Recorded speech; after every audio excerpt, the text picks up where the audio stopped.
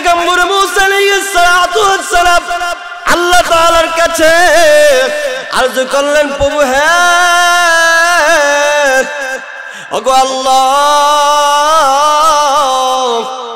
আপনার কাছে আমার মিনতি, বর্তমান সময়ে সবচেয়ে বড় পাপী, সবচেয়ে বড় গুনাহগার, সবচেয়ে বড় জাহান্নামী এমন একজন বান্দার সাথে সাক্ষাৎ করায়া দেন। আমার আল্লাহ তাআলা ডাক দেয়া বলে, মুসা কেন রে, আমার সেই গুনাহগার বান্দাকে তুমি দেখতে চাও? আল্লাহ রাব্বুল আলামিন কথা বলার পরে পয়গম্বর মুসা বলে, আল্লাহ আমি তার সাথে কথা বলে জানতে চাই সে কোন গুনাহের কারণে এত বড় পাপী হয়েছে, আমিও সেই গুনাহ থেকে বাঁচবো, আমার উম্মতকে সেই গুনাহ থেকে বাঁচাবো। প্রভু হে আমাকে একটু সাক্ষাৎ করায়া দেন। আমার আল্লাহ তাআলা ডাক দেয়া বললেন, এর মুসা না রে মুসা না, আমি আমার বান্দার জীবনের সব গুনাহগুলোকে লুকায় রাখছি, গোপন করে রাখছি, তুমি কেন প্রকাশ করতে চাও? এর মুসা না, আমার বান্দার গুনাহগুলো তোমার সামনে প্রকাশ করা যাবে না। এবার পয়গম্বর মুসা বলে, আল্লাহ তাহলে ঠিক আছে, আমি আপনার বান্দাকে কোনো কিছু জিজ্ঞাসা করব না, তবে শুধু আমাকে শুধুমাত্র একটু সাক্ষাৎ করায়া দিবেন। আল্লাহ তাআলা কয়, পয়গম্বর আপনার সাথে আমার গুনাহের বান্দা গুনাহগার বান্দার সাক্ষাৎ করায়া দেব, ঠিক আছে, কিন্তু আমার বান্দার সাথে কোনো কথা বলতে পারবে না। পয়গম্বর মুসা বলে, প্রভু হে আপনার কথা মানলাম, আমি আপনার বান্দার সাথে কোনো কথা বলবো না। এবার আমার আল্লাহ বললেন, ও পয়গম্বর আপনি সকালবেলা, আগামীকাল সকালবেলা ওই পাহাড়ের কিনারায় রাস্তার মধ্যে গিয়ে দাঁড়ায় থাকবেন, দেখবেন আমার গুনাহগার বান্দাটা আপনার সাথে সাক্ষাৎ করবে। পয়গম্বর মুসা কোনমতে রাতটাকে পার করলেন। এবার পয়গম্বর পরের দিন সকালে রাস্তার কিনারার মধ্যে দাঁড়ায় রইলেন। লক্ষ্য করে দেখেন, এবার দীর্ঘ সময় চলে যাওয়ার পরে হঠাৎ করে আল্লাহর এক বান্দা টিপি টিপি পা করে করে পয়গম্বর মুসা আলাইহিস সালাতু ওয়াস সালামের দিকে অগ্রসর হইতেছে। যেই মুহূর্তে পয়গম্বর মুসার সামনে চলে আসছে, পয়গম্বর মুসা আলাইহিস সালাতু ওয়াস সালাম আল্লাহর বান্দার মাথা থেকে নিয়ে পা পর্যন্ত সবগুলো মার্ক করে দেখলেন।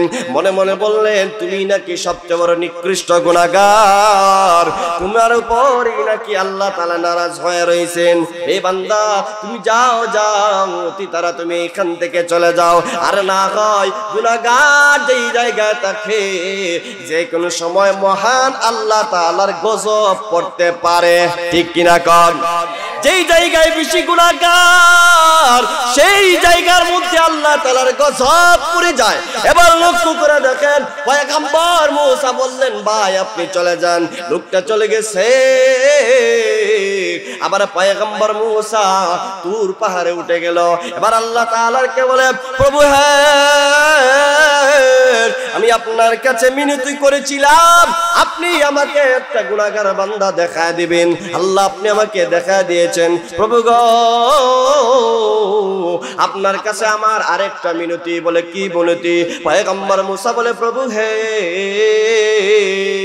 আমার আপনার কাছে আমার মিনতি হলো, আপনি এই মুহূর্তে আমাকে আপনার সবচেয়ে মায়ার বান্দা জান্নাতি বান্দার সাথে সাক্ষাৎ করায়া দেন। আল্লাহু আকবার। পয়গম্বর মুসা এই কথা বলার পরে আমার আল্লাহ তাআলা বলেন, আমার পয়গম্বর সকালবেলা আপনি যেই জায়গার মধ্যে দাঁড়ায় ছিলেন, বিকাল বেলা আপনি আবার সেই জায়গার মধ্যে দাঁড়াইবেন। আমার জান্নাতি বান্দার সাথে আমি আপনাকে সাক্ষাৎ করায়া দেব। পয়গম্বর মুসা রওনা করে দিলেন। বিকাল বেলা ও রাস্তার কিনারার মধ্যে দাঁড়াইলেন। হঠাৎ করে লক্ষ্য করে দেখলেন আল্লাহর এক বান্দা ওনার দিকে টিপি টিপি পা করে আসতেছে। এবার যখন পয়গম্বর মুসার কাছে চলে আসলো, হায় আল্লাহ অবাক কি কাণ্ড! তাকায়া দেখে এটা তো ওই বান্দা সকালবেলা যেই লোকটারে আমার আল্লাহ পাপী করে আমার কাছে পাঠাইছিল সেই বান্দাটা এদিকে জান্নাতি হয়ে আমার সামনে চলে আসে। আরো আস্তে কান। পয়গম্বর মুসা জিজ্ঞাসা করলেন, ভাই ওই যে তুমি সকালবেলা আমার দরবারে আসছিলা, সকালবেলা কি তোমার সাথে আমার সাক্ষাৎ হয়েছিল? ওই যুবকটা বলে, হে পয়গম্বর, সকালে আমি আপনার কাছে আসছিলাম, রাস্তায় আপনার সাথে সাক্ষাৎ হয়েছে। পয়গম্বর মুসা কিছু বললেন না, আবার তাকে বিদায় করে দিলেন। এবার পয়গম্বর মুসা তুর পাহাড়ে উঠে গেলেন, আল্লাহ তাআলার সিজদার পরের মধ্যে পড়ে কান্দে আর বলে, প্রভু আল্লাহ, কিছুই বুঝলাম না, যেই গুনাহগার বান্দারে সকালবেলা আমারে দেখাইলেন এই পৃথিবীর সবচেয়ে বড় নিকৃষ্ট বান্দা, সবচেয়ে বড় গুনাহগার, বিকালবেলা ওই লোকটা কিভাবে আবার জান্নাতি হয়ে আমার কাছে আসলো? এবার আমার আল্লাহ তাআলা বলেন, পয়গম্বর, আমি তোমার মতো মুসা না, তোমার মতো আমার দিলটা নয়, আমি আমার বান্দার প্রতি বড় রহমশীল, আমার বান্দার প্রতি আমি বড় দয়াশীল। আমার বান্দা তোমার কাছে সাক্ষাৎ হওয়ার পরে সে পাহাড়ের চূড়ায় উঠে গেছে, আমি আল্লাহ তাআলার কাছে চোখের পানি পালাইয়া পালাইয়া কান্না আরম্ভ করে দিয়েছে। এরে মুসা শুনো, আমার বান্দা যখন আমার কাছে বিনায়া বিনায়া কান্না আরম্ভ করে দিয়েছে, চোখের পানি পালাইয়া কান্না করতে দিয়েছে, আমি আল্লাহ আমার সহ্য হলো না, আমি সাথে সাথে আমার বান্দার মিনতিকে কবুল করে ওই সকালবেলার গুনাহগার বান্দাটারে তার জীবনের গুনাহগুলো মাফ করায়া বিকালবেলা জান্নাতি বানায়া তোমার দরবারে পাঠায়া দিয়েছি। সুবহানাল্লাহ। আল্লাহ রাব্বুল আলামিন এই পৃথিবীর বুকে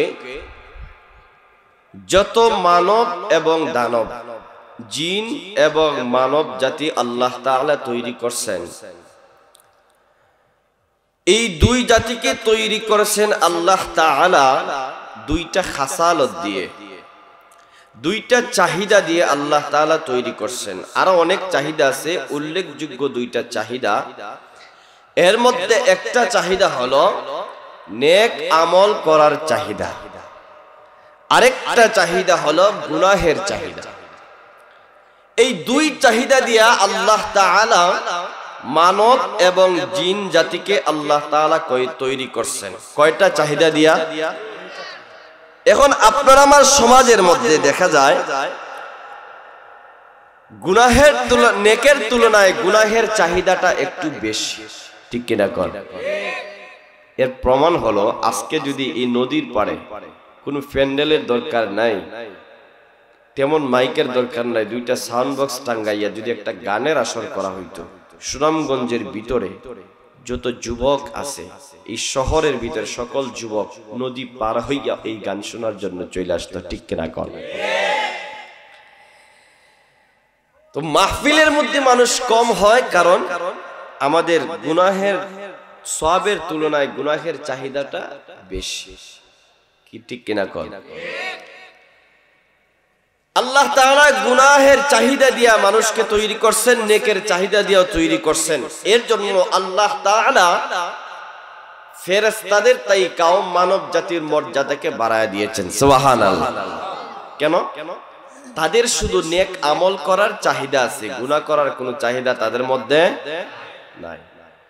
কিন্তু আমাদের মধ্যে উভয়টার চাহিদা আছে, কিন্তু আল্লাহ তাআলা দেখে আমার কোন বান্দা এবং বান্দি গুনাহকে পরিত্যাগ করে, গুনাহ করার ক্ষমতা আছে, শক্তি আছে, তার সামর্থ্য আছে, এরপরে গুনাহ না করে নেক আমল করে, সুতরাং সে তার নফসের সাথে জিহাদ করে, নফসের সাথে মুজাহাদা করে, সে নেক আমল করতেছে।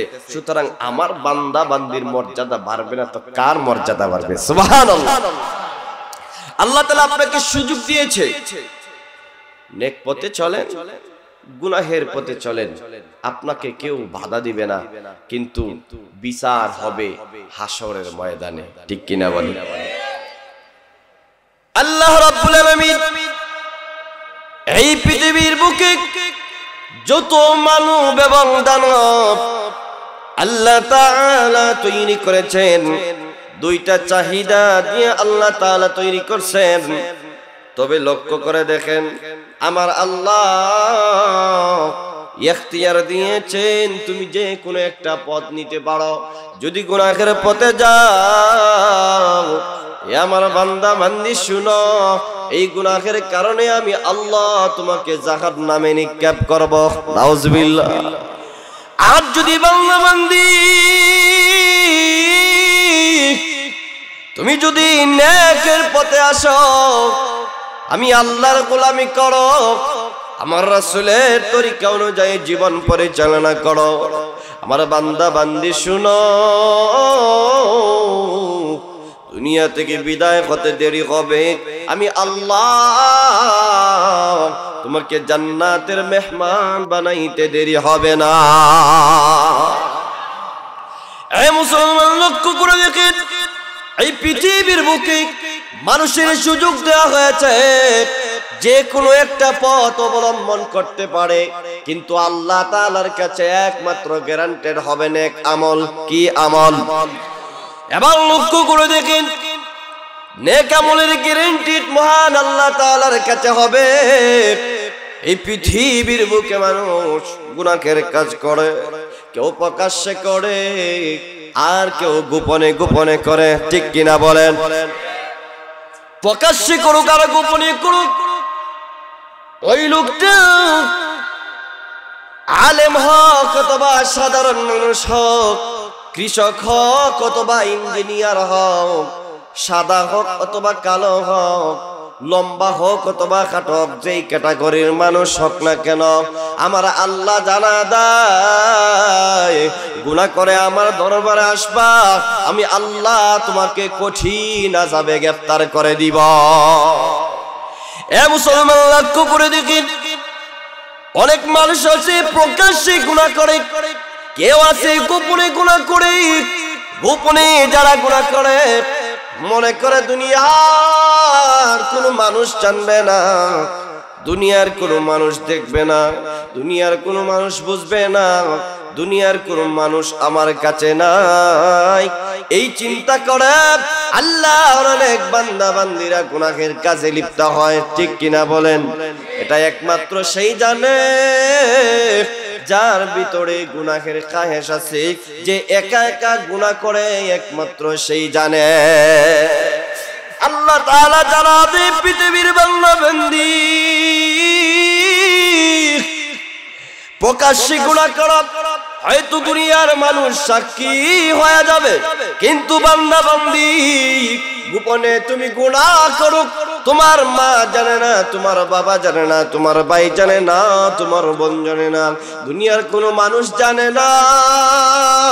রাতের গভীর অন্ধকারে তুমি অপয়া বেহায়া অবলা নারীর সাথে জিনা করতেছ, মোবাইলের মধ্যেও তুমি জিনার কাজ দেখতেছ, মোবাইলের মধ্যে গুনাহ করতেছ, লেপ মুখে গুমড়ি দিয়া তুমি গুনাহের কাজ করতেছ, মনে করেছো দুনিয়ার কোনো মানুষ জানবে না, দুনিয়ার কোনো মানুষ বুঝবে না, আমার জন্য কোনো সাক্ষী হবে না।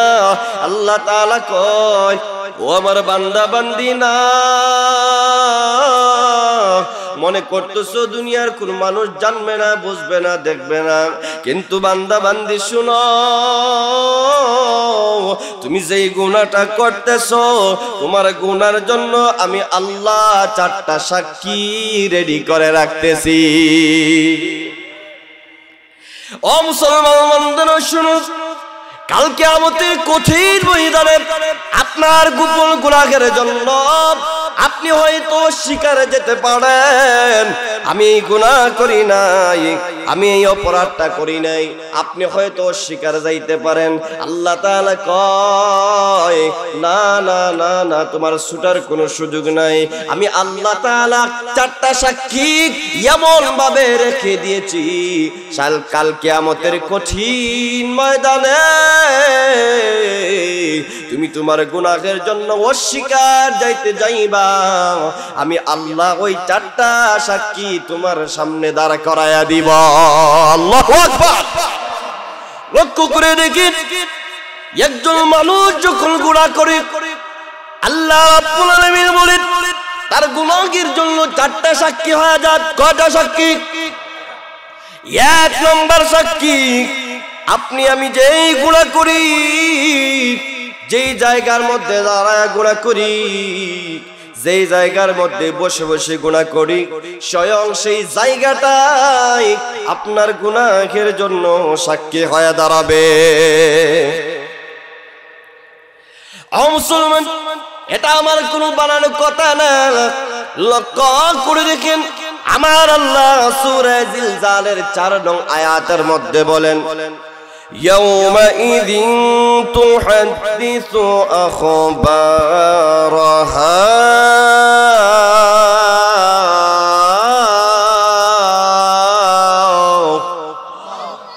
আল্লাহ রাব্বুল আলামিন বলেন, হে আমার বান্দা বান্দি, তুমি যেই জায়গার মধ্যে দাঁড়ায় গুনাহ করো, সেই দিন আমি আল্লাহ তাআলার কাছে ওই জায়গাটা সাক্ষী হয়ে দাঁড়াবে। ওই জায়গা, সেই দিন আমি আল্লাহ তাআলার কাছে সব কিছু বৃত্তান্ত বলে দিবে। আল্লাহু আকবার। যেই জায়গার মধ্যে নেকের আমল করো, সেই জায়গাও আমি আল্লাহ তাআলার কাছে বলে দিবি। আজকে এই জায়গায় পূর্ব সদরগড় গ্রামে নদীর পাড়ে যে মাহফিল হইতেছে, এই মাহফিলটা আপনার জন্য সাক্ষী। কাল কিয়ামতের কঠিন ময়দানে যখন আপনি কঠিন মুসিবতের মধ্যে থাকবেন, ঠিক সেই সময়ে আমার আল্লাহ তাআলার কাছে এই জমিন বলে দিবে, প্রভু হে, ওই গ্রামের মানুষগুলা আমার বুকের উপর দাঁড়ায়া, আমার বুকের উপর বসে বসে কোরআনের তেলাওয়াত শুনেছে, কোরআনের আলোচনা শুনেছে। আয় আল্লাহ, এই মাহফিলে ওসিলা করে ওই সকল বান্দাদেরকে আপনি মাফ করে দেন। ঠিক তেমনিভাবে আপনি যেই গুনাহ করবেন, আপনার ঘরে করেন আর বাইরে করেন, বাজারে করেন, ঘাটে করেন আর মাঠে করেন, সেই জায়গাও আল্লাহ তাআলার কাছে বলে দিবি। বলবেন হুজুর, এটা কিভাবে সম্ভব হয়? মাটি কিভাবে আল্লাহ তাআলার কাছে বলে দিবে? লক্ষ্য করে দেখেন, এই পৃথিবীতে টেপ রেকর্ডের যত যন্ত্র আছে, সবগুলা যন্ত্র মাটি থেকে তৈরি করা হয়, মাটির উদ্ভিদ থেকে তৈরি করা হয়। সুতরাং মাটির উদ্ভিদ থেকে যদি তৈরি করা যন্ত্র রেকর্ড করতে পারে, সুতরাং এই মাটি কেন আল্লাহ তাআলার কাছে আপনার গুনাহের বৃত্তান্ত বলতে পারবে না? এই হলো 1 নম্বর সাক্ষী। এবার আসেন গুনাহের জন্য 2 নম্বর সাক্ষী। আমরা যে গুনাহ করে থাকি, আপনার আমার রব আমাদের 2 কাঁধের মধ্যে 2 জন ফেরেশতা বসায় দিয়েছে, ঠিক কিনা কোন? 2 জন ফেরেশতা আমার আল্লাহ বসায় দিয়েছে। একজন ফেরেশতা নেক আমল লেখে, আর একজন ফেরেশতা মানুষের গুনাহের আমলগুলা লিখতে থাকে।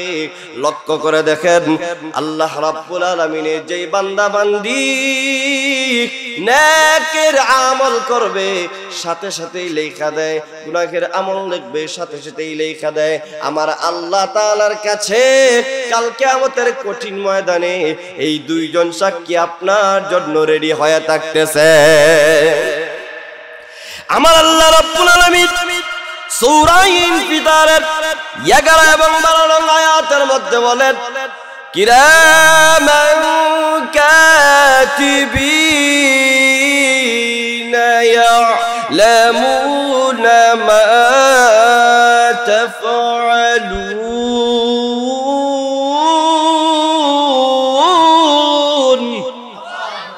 আল্লাহ রাব্বুল আলামিন বলেন, ও ও পৃথিবীর মানুষ শুনো, বলে তারা সম্মানিত ফেরেশতারা জানে তোমরা যা করতেছো, সবকিছু তারা জানে, সবকিছু তারা বুঝে, সবকিছু তারা দেখতেছে, সবকিছু তারা খাতার মধ্যে লিপিবদ্ধ করতেছে। আল্লাহু আকবার।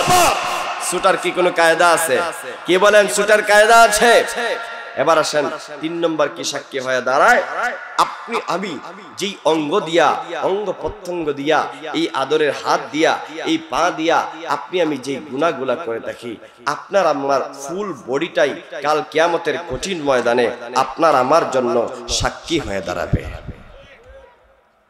আরো আস্তে কর, লক্ষ্য করে দেখেন আমার আল্লাহ 3 নম্বরে যেই সাক্ষীটা ঠিক রেডি করে রাখতেছেন, সেই সাক্ষীটা হলো মানুষের অঙ্গ প্রত্যঙ্গ। আল্লাহ রাব্বুল আলামিন আপনার আমাকে যেই বডি দিয়েছেন, এই বডিটা কাল কিয়ামতের কঠিন ময়দানে সাক্ষী হয়ে দাঁড়াবে।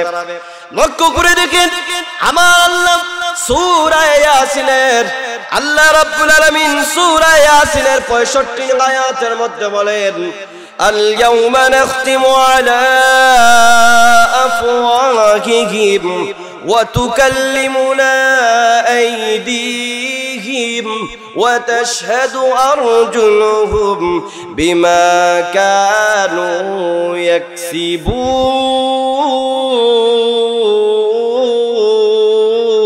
يكسبون। الله رب العالمين বলেন, কাল কিয়ামতের কঠিন ময়দানে আমি আল্লাহ রাব্বুল আলামিন তাদের মুখের মধ্যে মোহর এঁটে দেব, মোহর মেরে দেব। সেই দিন তোমাদের পা আমি আল্লাহ তাআলার সাথে কথা বলবে, তোমাদের হাত আমি আল্লাহ তাআলার সাথে কথা বলবে, তোমাদের চোখ আমি আল্লাহ তাআলার সাথে কথা বলবে, তোমাদের কান আমি আল্লাহ তাআলার সাথে কথা বলবে। সেই দিন বান্দা বান্দি শুনো, তোমার সারা শরীরের অঙ্গ প্রত্যঙ্গ আমি আল্লাহ তাআলার কাছে, তুমি এই হাত দ্বারা কি গুনাহ করেছো, যেই পা দ্বারা কি গুনাহ করেছো, এই কান দ্বারা কি গুনাহ করেছো, এই চোখ দ্বারা কি গুনাহ করেছো, আমি আল্লাহ তাআলার কাছে সব কিছু বলে দিবে। তোমার কথা বলার কোনো শক্তি থাকবে না। যেই হাতটা কাইটা গেলে আজকে আমরা ডাক্তার দেখাই, যেই হাতটা কাইটা গেলে আজকে আমরা পেরেশানির মধ্যে পড়ে যাই, সেই দিন আমার এই হাত আমার আল্লাহ তাআলার কাছে বলবে, প্রভু হে,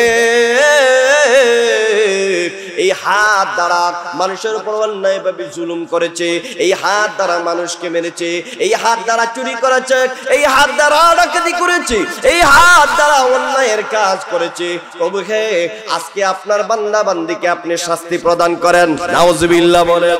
সেই দিন এই পা আপনাকে বলবে, প্রভু এই পা দিয়েছিলেন আপনার ঘর মসজিদে হেঁটে হেঁটে যাওয়ার জন্য, দ্বীনি মাহফিলে যাওয়ার জন্য, কোরআনের মাহফিলে যাওয়ার জন্য, কিন্তু গো প্রভু আপনার সেই বান্দা এই পা দ্বারা হেঁটে হেঁটে আপনার ঘরে যায় নাই, এই পা দ্বারা হেঁটে হেঁটে যাত্রা পালায়ের মধ্যে গেছে, এই পা দ্বারা হেঁটে হেঁটে বাণিজ্য মেলার গান শোনার জন্য গেছে। বাণিজ্য মেলা হয়েছে নি, নায়ক নায়িকা আসছিল নি, গান বাজনা হয়েছিল নি, কে কে গেছেন হাত তুলান। কেউ গেছেন না? তাহলে ঠিক আছে, আপনাদের এলাকার মানুষ ঠিক আছে।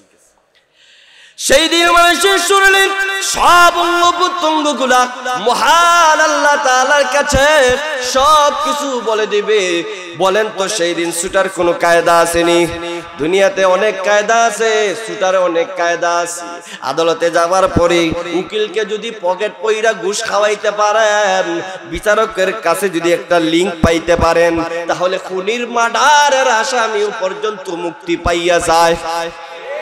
কিন্তু রে বান্দা শুনো, এই পৃথিবীর বুকে তুমি হয়তো বিচারীরা 10,000 5,000 টাকা খাওয়াইয়া এক বিচারকে ইব্রাহিমপুর সদরঘাট থেকে সুনামগঞ্জে পাঠাইতে পারে, বাংলাদেশের বিচার ইন্ডিয়াও যাইতে পারে। বিচারীরে খায়নি টাকা, আপনার এলাকা খায়নি? কি কন খায়নি? যে দিব বেশি তার বিচার তার পক্ষে রায়, এমন পেস মারবো, এমন ভাবে বিচারটা দিব, বলে যে জালিম হেই সঠিক। আর যে মাজলুম সে বেটি, ঠিক কিনা কর? এদেরকে আল্লাহ ধরবে কিনা? কেমন ভাবে ধরবে? সালিদা ধরবে। কি দেয়া? সালিদা। কি দেয়া? সালিদা ধরলে মাছ ছুটতে পারে, যত ইসলাই মাছ হোক, সালিদা ধরলে ছুটার সুযোগ আছে। আমার কথা বুঝেননি আপনারা? আমার বাড়ি বেশি দূরে না, বাড়ি কিন্তু বিশ্বাম্বর, তাকি কোম্পানিগঞ্জ, আপনাদের এলাকারই মানুষ। কথা বুঝেননি আমার? লক্ষ্য করে দেখেন, আল্লাহ রাব্বুল আলামিনের কাছে মানুষের শরীরের সব অঙ্গ প্রত্যঙ্গগুলা সব কিছু বলে দিবে। সেই দিন আল্লাহ তাআলার বিচারে কাঠগড়া থেকে ছুটার কোনো সুযোগ থাকবে না। এবার লক্ষ্য করে দেখেন, চতুর্থ নম্বরে যেই সাক্ষীটা মানুষের জন্য রেডি হয়ে যাবে, সেই সাক্ষীটা হলো মানুষের আমলনামা। মানুষের দুনিয়াতে থাকা অবস্থায় যত নেক আমল করে, যত গুনাহের কাজ করে, সব কিছুর বৃত্তান্ত বিরাট একটা আমলনামার মধ্যে লিপিবদ্ধ করা হয়। আল্লাহু আকবার। আমার এই কথার সত্যতার পিছনে আমার আল্লাহ সূরা কাহফের 49 নং আয়াতের মধ্যে বলেন, ওয়াউদিয়াল কিতাবু ফাতারাল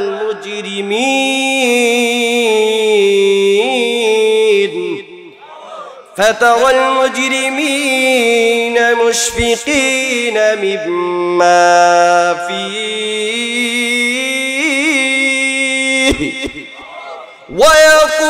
ويقولون يا ويلتنا ما لهذا الكتاب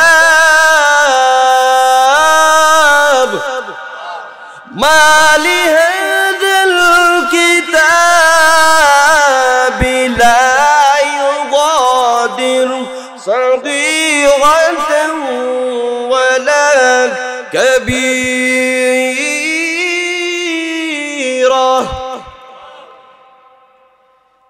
আল্লাহ রাব্বুল আলামিন কয়, কাল কিয়ামতের কঠিন ময়দানে যখন অপরাধীদের সামনে তার আমলনামা পেশ করা হবে, দেখবেন কিছু মানুষ আফসোস করবে। কি আফসোস করবে? আফসোস করে কাল কিয়ামতের কঠিন ময়দানে এই উম্মতের কিছু মানুষের আফসোস করবে, আয়া আল্লাহ তাআলার কাছে বলবে, হায় এটা কেমন আমলনামা, যে আমলনামার মধ্যে ছোট থেকে ছোট গুনাহটাও ছাড়া হয় নাই, বড় থেকে বড় গুনাহটা ছাড়া হয় নাই, ছোট থেকে ছোট নেকটাও ছাড়া হয় নাই, বড় থেকে বড় গুনাহটাও ছাড়া হয় নাই। এ মুসলমান, লক্ষ্য করে দেখেন, সেই দিন দেখবেন আপনার আমলনামায় আপনার জীবনের শুরু থেকে নিয়ে শেষ পর্যন্ত সবকিছু বৃত্তান্ত লেখা আছে। সেই দিন আমার আল্লাহ আপনাকে ডাক দেয়া বলবেন, হে আমার মায়ার বান্দা বান্দি, এই জায়গার মধ্যে যা কিছু লেখা আছে, বলো না আমি আল্লাহ তাআলা কি তোমাদের প্রতি কোনো জুলুম করছি? সেই দিন ওই হাসরের ময়দানে আল্লাহ তাআলার বান্দা বান্দিরা বলবে, প্রভু হে, না আপনি আমাদের প্রতি কোনো জুলুম করেন নাই। আল্লাহ তাআলা অযথা কোনো গুনাহ আপনার আমলনামায় লিখবে না, অযথা কোনো সওয়াব আমার আল্লাহ তাআলা লিখবে না। এরে মুসলমান শুনো, গুনাহ করতেছ যদি এই 4টা সাক্ষীকে টেকেল দিয়া যদি গুনাহ করতে পারো, তাহলে তোমাকে আমি গুনাহের অর্ডার দিয়া দিলাম, করবেন নি? আর জোরে কোন গুনাহ? এই দুনিয়ার মানুষের পক্ষে গুনাহের 4টে সাক্ষী টেকেল দেওয়া সম্ভব নয়, কিন্তু আপনাদেরকে একটা ট্যাবলেট আমি বলে দিয়ে যাই, যদি এই ট্যাবলেটটা গ্রহণ করেন, ট্যাবলেটটা খাইতে পারেন, মানুষের জীবনে ছোট বড় রোগ হইতে পারে কি পারে না? রোগ ছাড়া দুনিয়াতে কোনো মানুষ আসেনি। এই দুনিয়াতে রোগ ছাড়া কোনো মানুষ নাই। এই দুনিয়াতে ছোট না বড় কোনো না কোনো রোগ মানুষের জীবনে আছে, ঠিক কিনা বলেন? বলে ঠিক তদ্রূপভাবে এই দুনিয়ার মানুষ, মুমিন হোক আর কাফের হোক, তারা ছোট বড় কিছু গুনাহ করে কি করে না? কেউ বেশি করে আর কেউ কম করে, কিন্তু লক্ষ্য করে দেখেন আমি একটা ট্যাবলেট বলে দিয়ে যাই, যারা এই ট্যাবলেট খাবে এই অনুযায়ী আমল করবে, আমার আল্লাহ তার গোটা জীবনের সমস্ত গুনাহগুলা মাফ করে দিয়া এই 4টা সাক্ষী থেকে গুনাহের কথাকে বুলাইয়া দিবেন। আল্লাহু আকবার। লক্ষ্য করে দেখেন আমার আল্লাহ তাআলা বলেন, ইয়া আইয়ুহাল্লাযীনা আমানু তুবু ইলাল্লাহি তাওবাতান নাসুহা।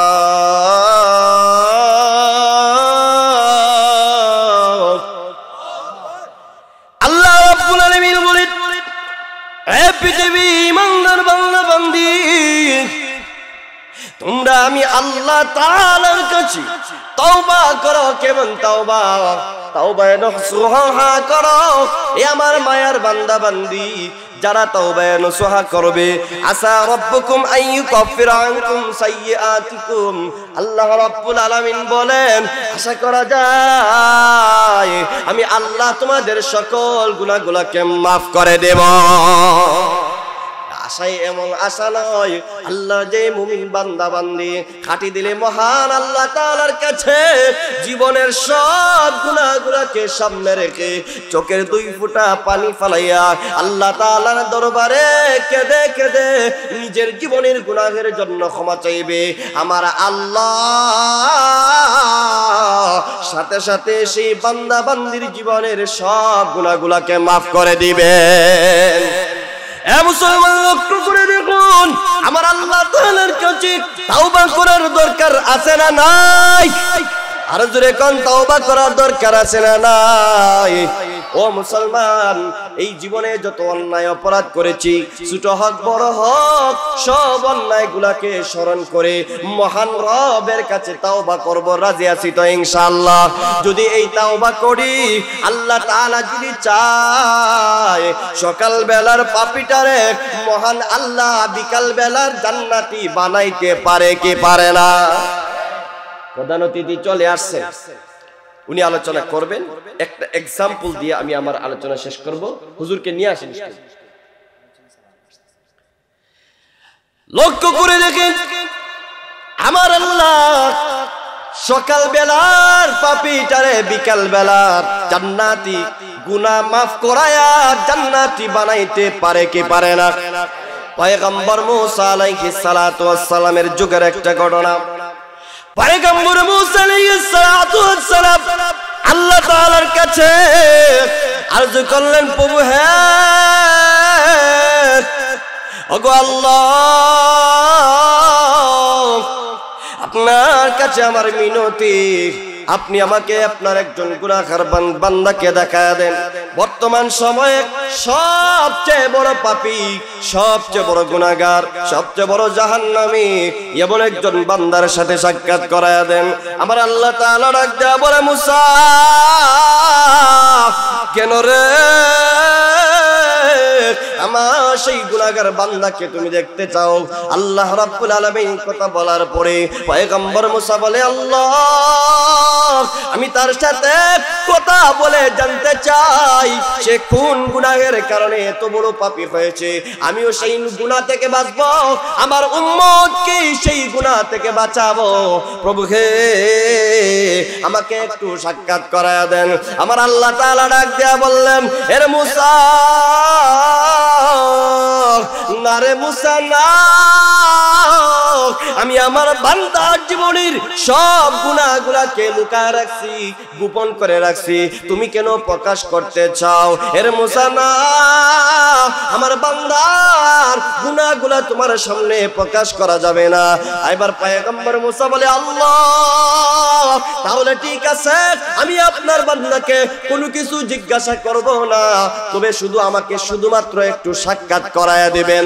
আল্লাহ তাআলা কয়, পয়গম্বর আপনার সাথে আমার গুনাহগার বান্দার সাক্ষাৎ করায় দেব, ঠিক আছে, কিন্তু আমার বান্দার সাথে কোনো কথা বলতে পারবে না। পয়গম্বর মুসা বলে, প্রভু হে আপনার কথা মানলাম, আমি আপনার বান্দার সাথে কোনো কথা বলবো না। এবার আমার আল্লাহ বললেন, ও পয়গম্বর, আপনি সকালবেলা, আগামীকাল সকালবেলা ওই পাহাড়ের কিনারায় রাস্তার মধ্যে গিয়ে দাঁড়ায় থাকবেন, দেখবেন আমার গুনাহগার বান্দাটা আপনার সাথে সাক্ষাৎ করবে। পয়গম্বর মূসা কোনমতে রাতটাকে পার করলেন। এবার পয়গম্বর পরের দিন সকালে রাস্তার কিনারার মধ্যে দাঁড়ায় রইলেন। লক্ষ্য করে দেখেন, এবার দীর্ঘ সময় চলে যাওয়ার পরে হঠাৎ করে আল্লাহর এক বান্দা টিপি টিপি পা করে করে পয়গম্বর মূসা আলাইহিস সালাতু ওয়াস সালামের দিকে অগ্রসর হইতেছে। যেই মুহূর্তে পয়গম্বর মূসার সামনে চলে আসছে, পয়গম্বর মূসা আলাইহিস সালাতু ওয়াস সালাম আল্লাহর বান্দার মাথা থেকে নিয়ে পা পর্যন্ত সবগুলো মার্ক করে দেখলেন। মনে মনে বললেন, তুমি নাকি সবচেয়ে বড় নিকৃষ্ট গুনাহগার, তোমার উপরই নাকি আল্লাহ তাআলা নারাজ হয়ে রয়েছেন। এই বান্দা, তুমি যাও যাও, অতি তারা তুমি এখান থেকে চলে যাও। আর না হয় গুনাহগার যেই জায়গায় থাকে যে কোনো সময় মহান আল্লাহ তাআলার গজব পড়তে পারে, ঠিক কিনা কন? যেই জায়গায় বেশি গুনাহগার সেই জায়গার মধ্যে আল্লাহ তাআলার গজব পড়ে যায়। এবার লক্ষ্য করে দেখেন, পয়গম্বর মূসা বললেন, ভাই আপনি চলে যান।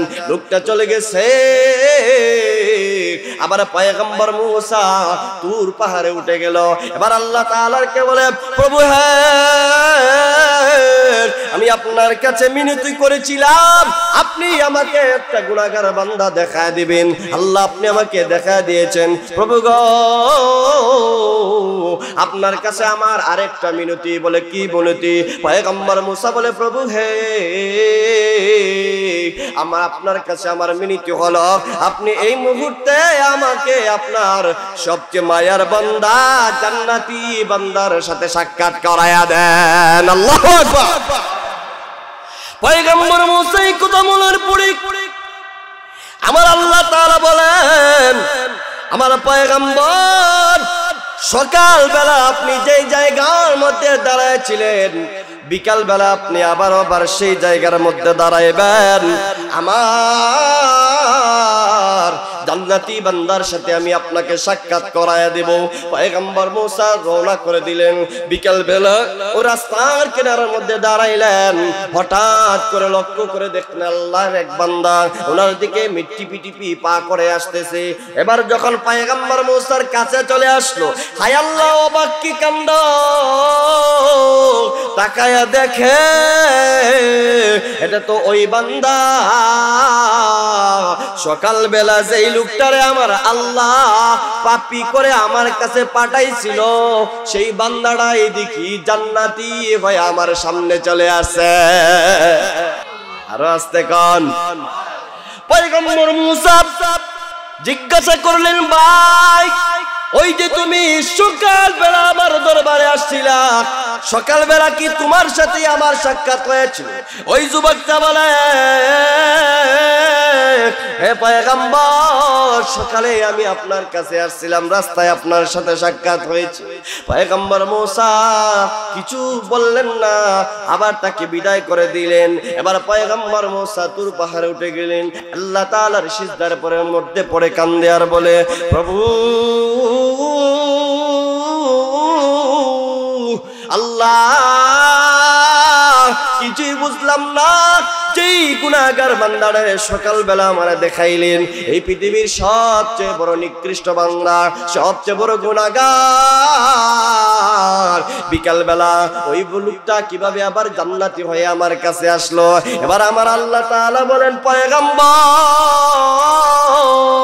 আমি তোমার মতো মূসা না, তোমার মতো আমার দিলটা নয়, আমি আমার বান্দার প্রতি বড় রহমশীল, আমার বান্দার প্রতি আমি বড় দয়াশীল। আমার বান্দা তোমার কাছে সাক্ষাৎ হওয়ার পরে সে পাহাড়ের চূড়ায় উঠে গেছে। আমি আল্লাহ তাআলার কাছে চোখের পানি পালায়া পালায়া কান্না আরম্ভ করে দিয়েছে। এর মুসা শুনো,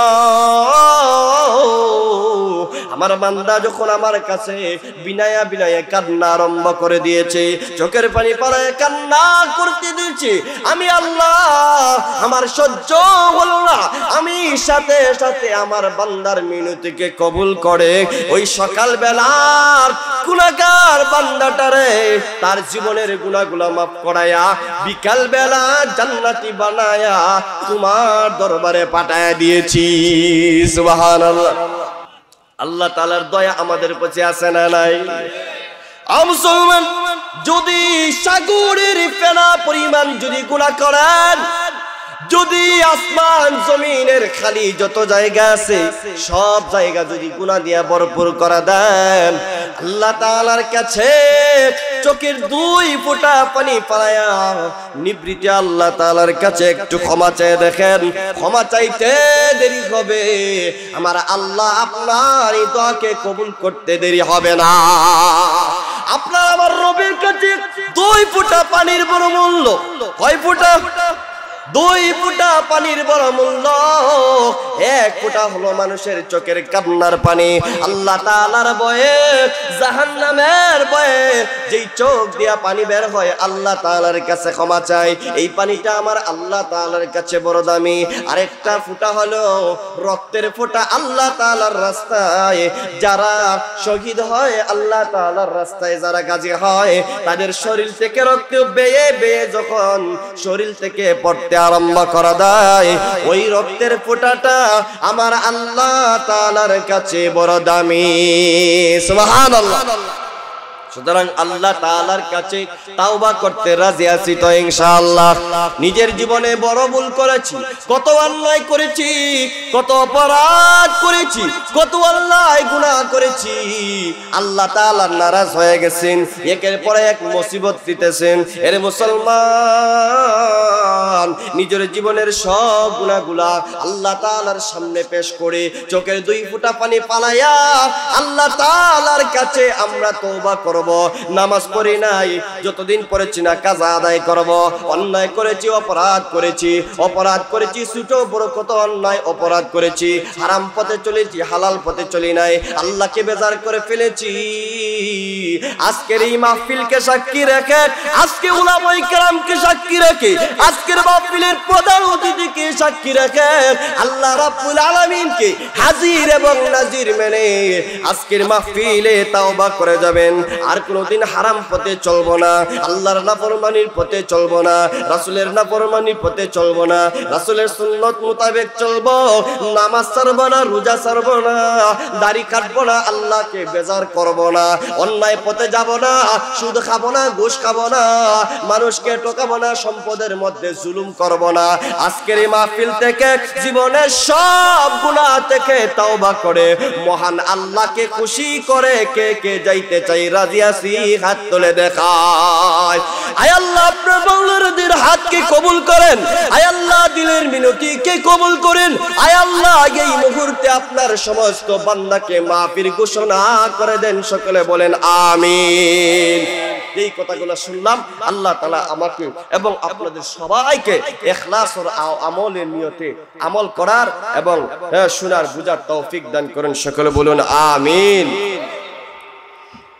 আমার কথা